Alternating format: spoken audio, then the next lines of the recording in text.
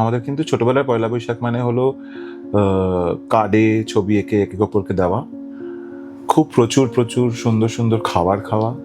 আমার দিদার, আমি দাদুদের কাছে মানুষ, আচ্ছা তো দিদার হাতে স্পেশাল খাবার পয়লা বৈশাখ দুপুরে।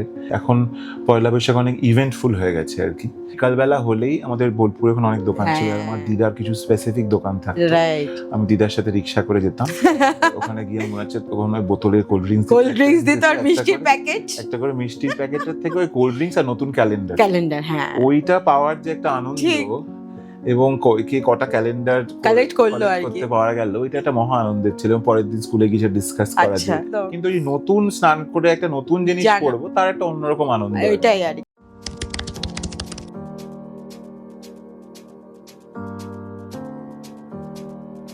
ইনিশিয়াল ডেজে এরকম অনেক হয়েছে। আচ্ছা, আমি নাম বলবো না, এরকম অনেক হিরোইন হয়েছে যারা বলেছে না ওর জামা পরবো না। সে কাজ দিয়ে প্রুফ করাটা তো স্ট্রাগল হতে পারে না, বা না পাওয়াটা তো স্ট্রাগল হতে পারে না। তোমাকে তো নিজেকে নিজের জায়গাটা তৈরি করতে হবে। আজকাল খুব স্ট্রাগল স্টোরিজ গুলো দেখবে খুব হিট হয়। আমি কোনো গ্রামের বাড়ি থেকেও আসিনি, আমাকে আমিও তাই, আমার আটপেটাকে বাসে করেও ঘুরতে হয়নি।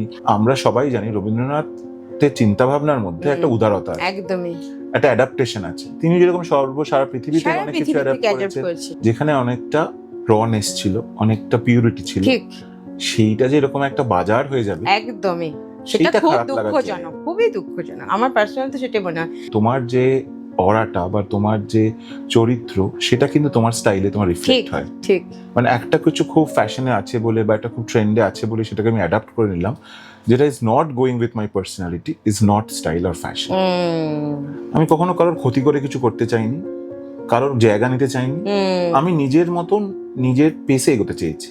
আচ্ছা, আমার জীবনে কোনো তাড়া নেই, আমার কালকেই 4টে বাড়ি 5টা গাড়িরও দরকার নেই। আমি আমার কাজটা করে যতটা খুশি থাকতে পারি, এবং অনেস্টি নিয়ে যদি কাজটা করে তার জন্য যদি আমাকে 5টা মানুষ চেনে, সেটা আমার প্রাপ্তি। আমি খুব নোন ফর বাজে কথা বলা, মানে বাজে কথা বলে স্পষ্ট কথা বলা, আমিও তাই। এবং তাতে লোকে খারাপ লাগতে পারে, বাট সে খারাপটা যদি একটা ভালো কারণে হয়, আমার কোনো অসুবিধা নেই। তোমাকে না বলতে শিখলাম, দেখলাম যেটা হঠাৎ হয়েছে, না বলতে শিখলে তোমার খুব দাম দেয় না। বাঙালিদের একটা সমস্যা, বাঙালিরা এমনি খুব দুঃখ বিলাসী, খুব দুঃখকে মানে উদযাপন করতে পছন্দ করে। আমি সেটা একদম বিরোধী, মানে আমার একদম পছন্দ না দুঃখ। তোমার লাইফে কন্ট্রোভার্সি কি আছে? না, আমাকে কন্ট্রোভার্সি বেঁচে খেতে হয় না। আজকাল যেহেতু কন্ট্রোভার্সি, আমি নিজেকে নিয়ে তো নিজে কন্ট্রোভার্সি করি, তাই আর লোকে কন্ট্রোভার্সি করার সুযোগ পায় না। মালা